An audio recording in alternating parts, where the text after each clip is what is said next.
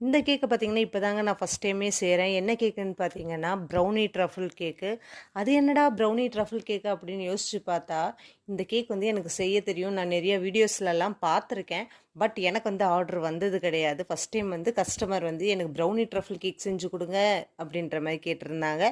அது என்ன brownie truffle கேக்கு அப்படின்னு பார்த்தீங்கன்னா, வேற ஒண்ணும் இல்லங்க. நம்ம நார்மலா பார்த்தீங்கன்னா, ப்ரீமியம் சாக்கோ ட்ரஃபிள் கேக் செய்வோம்ல, அதுலயே பார்த்தீங்கன்னா, சாக்லேட் கனாஷ் கூட வந்து நம்ம ஃபட்ஜி ப்ரௌனீஸ் ஆட் பண்ணி செய்றது தாங்க இந்த ப்ரௌனி ட்ரஃபிள் கேக்கு. இதுக்கு வந்து சூப்பர் சாஃப்ட்டா வந்து நான் ஸ்பாஞ்ச ரெடி பண்ணி, சாக்லேட் கனாஷ் வந்து நான் வந்து சேர்த்துக்கிட்டேன். இந்த கஸ்டமருக்கு பார்த்தீங்கன்னா, நட்ஸுன்னா சுத்தமாவே பிடிக்காதுங்க. அதனால நட்ஸ் வந்து இவங்களுக்கு நான் ஆட் பண்ண மாட்டேன்.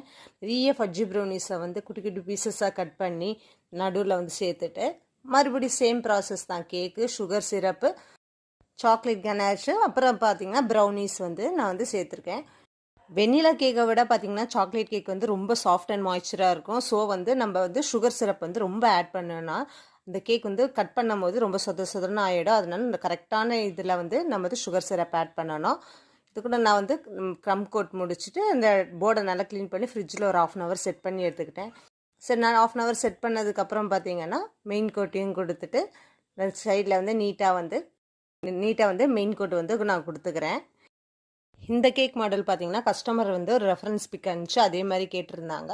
அதில் பார்த்தீங்கன்னா டார்க் சாக்லேட் கூட வந்து மில்க் சாக்லேட் ஆட் பண்ண மாதிரி இருந்தது. இது வந்து நான் வந்து ஒயிட் கனர்ஸ் வந்து ட்ரை பண்ணுறேன்னு சொல்லிட்டு பண்ணேன். அவங்க எப்போவுமே நம்மளோட சாய்ஸுக்கு வந்து நம்ம கொடுத்துருவாங்க. இப்படி பண்ணால் நல்லா இருக்குமோ அதே மாதிரி பண்ணி கொடுங்க அப்படின்ட்டுருவாங்க. ஸோ வந்து நான் வந்து மெயின் கோட்டை நீட்டாக பண்ணிவிட்டு நான் வந்து ஒயிட் சாக்லேட் கனாஷை வச்சு சைடில் வந்து ட்ரிப்பிங் கொடுத்துக்கிறேன். மேலே வந்து பார்த்தீங்கன்னா ஒயிட் சாக்லேட்டை வந்து நல்லா துருவி சேர்த்துக்கிறேன். சாக்லேட்டை வந்து ஒரு 5 minutes ஃப்ரிட்ஜில் செட் பண்ண வச்சுட்டு அதுக்கப்புறம் துருவுறதுக்கு ரொம்ப ஈஸியாக இருக்கும். ஒரு பெரிய சாக்லேட் பாரை வந்து நடுவில் வந்து சொருகிறேன். அது போட்ட குட்டிங்க ஒரு 5, 6 இருந்தது. அதுவும் எந்த திசையில் வைக்கிறதுன்னு தெரியாமல் வாஸ்துபடி பார்த்தீங்கன்னா எங்கெங்கே வைக்கணுமோ அதை அப்படியே வச்சாச்சு. இந்த கேக் பார்த்தீங்கன்னா ரொம்ப லாங் டிஸ்டன்ஸ்க்கு வந்து ட்ராவல் பண்ண போது அதனால் வந்து சாக்லேட்டை வந்து நல்லா உள்ளே ப்ரெஸ் பண்ணி இது பண்ணிட்டேன்.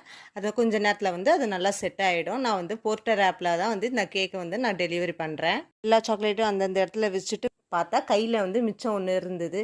சாக்லேட்டு மீதி இருந்தா என்ன, அப்புறமேட்டு நம்மளுக்கு தேவைப்படுன்னு சொல்லிட்டு ஒன்று ஓரமாக ஒன்று ஒதுக்கிட்டேன். ஏதாவது பண்ணலான்னு பார்த்தா ரொம்ப ஓவர்டூ ஆனால் நல்லா இருக்கான்னு சொல்லிட்டு கேக்கை வந்து இந்த இதுலேயே கம்ப்ளீட் பண்ணிட்டேன். வீடியோ பிடிச்சிருந்தா லைக் பண்ணுங்கள்.